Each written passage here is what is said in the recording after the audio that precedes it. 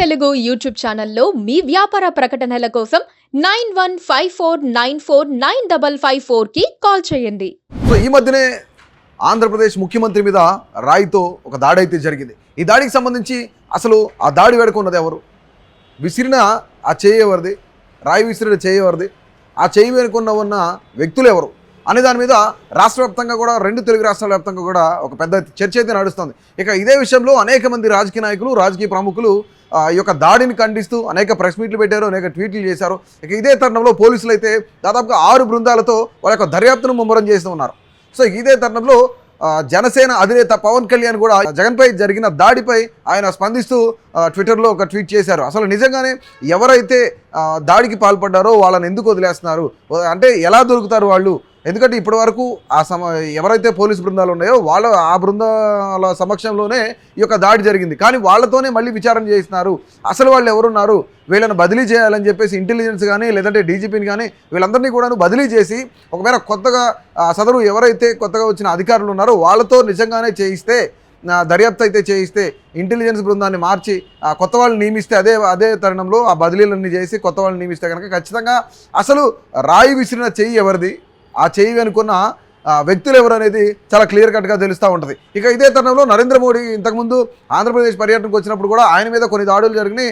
ఇలాంటి భద్రతా వైఫల్యాలన్నీ కూడాను ప్రస్తుతం ఆంధ్రప్రదేశ్ రాష్ట్ర ముఖ్యమంత్రి చేతిలోనే ఉన్నాయి. కాబట్టి ఆంధ్రప్రదేశ్ ప్రభుత్వం కూడా ఇప్పుడు ప్రస్తుతం జగన్మోహన్ రెడ్డిదే కాబట్టి వీటన్నిటిని బదిలీ చేసి ఇలాంటి తరుణాలు మళ్ళీ జరగకుండా ఆయన కొంతమేర జాగ్రత్తలు తీసుకోవాలని కూడా ఆయన కొన్ని సంచలనమైన కమెంట్స్ అయితే చేశారు. ముఖ్యంగా మనం ఒకసారి పవన్ కళ్యాణ్ అసలు ఏం ట్వీట్ చేశారు, అసలు ఆయన ఏం మాట్లాడారు, తన ట్విట్టర్ ఖాతాలో ఆయన ఏం రాసుకొచ్చారో మనం ఒకసారి చూద్దాం.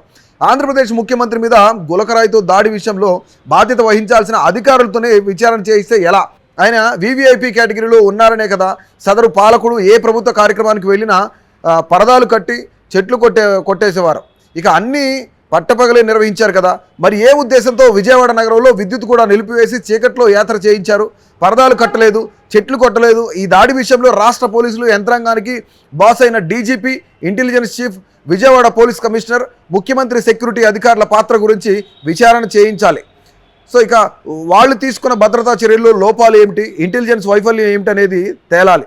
ముందుగా సదరు అధికారులను బదిలీ చేసి సచ్చలిత కలిగిన అధికారులకు విచారణ బాధ్యత అప్పగిస్తేనే గులకరాయి విసిరిన చేయి, ఆ చేయి వెనుకున్నది ఎవరో బయటపడుతోంది, సూత్రధారులు ఎవరో పాత్రధారులు ఎవరో తెలుస్తోంది అని చెప్పేసి ఆయన ట్వీట్ చేశారు. ఇక ఆంధ్రప్రదేశ్లో గౌరవ ప్రధానమంత్రి శ్రీ నరేంద్ర మోదీ గారు పర్యటించే ఎన్నికల సభలో పాల్గొనేటప్పుడు కూడా సెక్యూరిటీ పరమైన లోపాలు వెల్లడయ్యాయి అనే విషయాన్ని కూడా ఈ సందర్భంలో గుర్తు చేస్తున్నాను.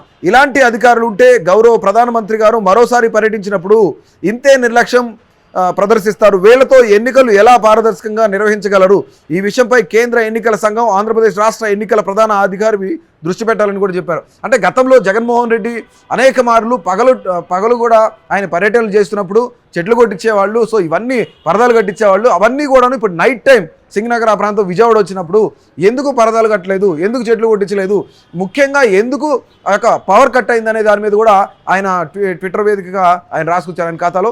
మరొక విషయం ఏంటంటే సదరు డీజీపీ కానీ, ఇంటెలిజెన్స్ అధికారి కానీ, విజయవాడ పోలీస్ కమిషనర్ ఎవరైతే ఉన్నారో వీళ్ళ ముగ్గురిని బదిలీ చేసి కొత్త అధికారులు ఎవరైతే వచ్చారో వాళ్ళకి ఈ యొక్క కేసును అప్పగిస్తే కనుక ఖచ్చితంగా ఈ దర్యాప్తులో కొంతమేర ముమ్మరమైతే వస్తుంది ఖచ్చితంగా. అంటే వాళ్లే ఆ వైఫల్యాల కారణం ఎవరు, అక్కడ ఉన్న సిపి కానీ, విజయవాడ సిపి కమిషనర్ పోలీస్ కానీ, అలాగే ఇంటెలిజెన్స్ బ్యూరో చీఫ్ కానీ, లేదంటే ఆంధ్రప్రదేశ్ డీజీపీ కానీ, అంటే వీళ్ళ ముగ్గురు చేతిలోనే అక్కడ ఉన్న సెక్యూరిటీ ఏదైతే ఉందో ఆ సెక్యూరిటీ అంతా కూడాను వాళ్ళ దగ్గరే ఉంటుంది, వాళ్ళ చేతిలోనే ఉంటుంది. కానీ ఇది వైఫల్యం చెందింది వాళ్ళ ద్వారా వైఫల్యం చెందిన తర్వాత కూడాను వాళ్ళ ద్వారానే విచారణ జరిపిస్తే ఈ కేసు త్వరితగతిన ఎలా పూర్తి అవుతుంది అనేది కూడా పవన్ కళ్యాణ్ తన ట్విట్టర్ వేదికగా కొన్ని సంచలనమైన కామెంట్స్ చేస్తూ ఉన్నారు ఆయన. ఎందుకంటే గతంలో జగన్మోహన్ రెడ్డి ఎటువైపు వెళ్ళినా సరే పరదాలు కట్టేవాళ్ళు, లేదంటే చెట్లు కొట్టించేవాళ్ళు, సో అవన్నీ ఏం జరగలేదు. కానీ పవర్ కట్ చేసుకొని విజయవాడ నగరంలోకి వచ్చి ఈ దాడి ఎందుకు జరిగింది, ఎలా జరిగింది, ఏంటి అనే దాని వెనక ఎవరున్నారు అంటే ఈ యొక్క అధికారులను, విచారణ అధికారులను బదిలీ చేస్తే కనుక డెఫినెట్లీ ఆ రాయి విసిరిన చేయి ఎవరిది, ఆ చేయి వెనక ఎవరున్నారు అనేది కూడా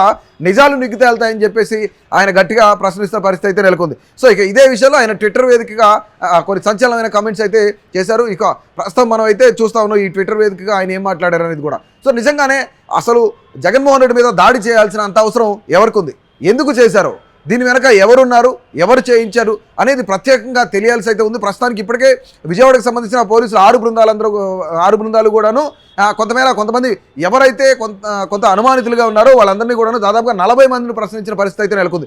ప్రస్తుతం అయితే పోలీసుల దగ్గర ఒక నలుగురు అనుమానితులను అయితే విచారిస్తూ ఉన్నారు. నిజంగా ఆ నలుగురు నిందితులు ఎవరు, లేదంటే అనుమానితులు ఎవరు, నిజంగా అసలు వాళ్ళకి గతంలో క్రైమ్ బ్యాక్గ్రౌండ్ ఏమైనా ఉందా, ఇలాంటివన్నీ విచారించిన పరిస్థితి అయితే నెలకొంది. కానీ పవన్ కళ్యాణ్ దీని మీదనే ఆయన వ్యతిరేకంగా ఒక ట్విట్టర్లో ఆయన ఖాతాలో కొన్ని సంచలనమైన కామెంట్స్ ఏంటంటే, ఖచ్చితంగా వీళ్ళ ద్వారా ఏదైతే సెక్యూరిటీ విఫలమైందో వాళ్ళనే పెట్టి విచారణ జరిపిస్తున్నారు, తక్షణమే వాళ్ళందరినీ బదిలీ చేస్తే కనుక డెఫినెట్లీ ఈ యొక్క కేసులో దర్యాప్తులో త్వరితగతిన పూర్తయ్యే అవకాశం ఉంది, నిజంగానే నిందితులు ఎవరైనా విషయం కూడా తెలుస్తుందని చెప్పేసి పవన్ కళ్యాణ్ ట్విట్టర్ ఇదిగా రాసుకొచ్చారనమాట. సో నిజంగా జగన్మోహన్ రెడ్డి మీద ఎవరు దాడి చేశారు, ఎవరు చేయించారు, అసలు దాడి చేయాల్సిన అవసరం ఏంటి, నిజంగానే ప్రతిపక్షాలు కుట్రుందా, లేదంటే జగన్మోహన్ రెడ్డికి సంబంధించిన వాళ్ళే కావాలని చేశారా అంటే, ఎందుకంటే అక్కడున్న ఆ ప్రాంతం అంతా కూడాను ఎండి రుహుల్లా అయితే ఆయన ఎమ్మెల్సీగా ఉన్నాడు. ఇక అదే ప్రాంతంలో దాదాపుగా ఒక 200 నుంచి 300 మీటర్ల దూరంలోనే ఆయన కార్యాలయం కానీ ఆయన ఇల్లు కానీ ఉంది. అట్లాగే సెంట్రల్ నియోజకవర్గానికి సంబంధించిన ఎమ్మెల్యే మల్లాది విష్ణుకి సంబంధించిన